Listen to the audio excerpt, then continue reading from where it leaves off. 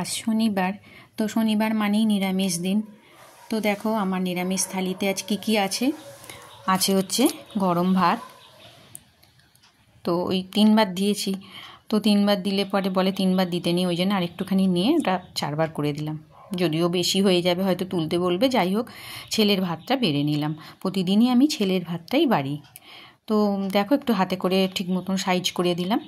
আর আছে কি দেখো, নিরামিষ দিনের এই থালিতে আছে সর্ষে বাটা, কাঁচা লঙ্কা, কাঁচা তেল আর নুন দিয়ে মাখা ওল ভাতে। আর পটলের তরকারি কেউ খেতে চাইছে না, কি করব, তার জন্য একটু পটল ভেজে নিলাম। পটলগুলো বেশ কয়েকদিন ফ্রিজে রয়েছে, তো ওগুলো ভেজে নিলাম। আর রয়েছে তোমার মুগের ডাল,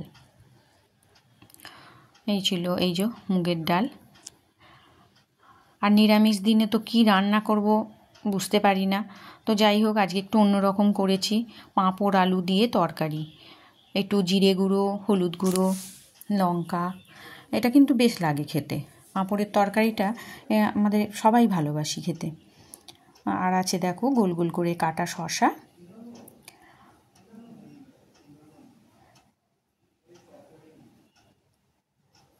গোল গোল করে একটু শসা কেটে নিয়েছি। আর আছে একটু আলু আর গাজর গ্রেট করে নিয়েছিলাম, নিয়ে ওটা বেসন দিয়ে একটু পকোড়ার আকারে একটু কাঁচা লঙ্কা দিয়ে একটু কালো জিরে দিয়ে বড়া করেছি।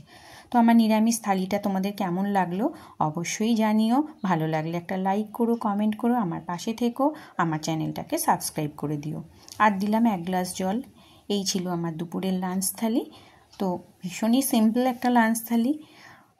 তো কেমন লাগলো অবশ্যই জানিও। তো একটা জিনিস দিতে আমি ভুলে গেছি, তো চলো ওটা মনে পড়ে গেছে, ওই জন্যে আবার নিয়ে এলাম।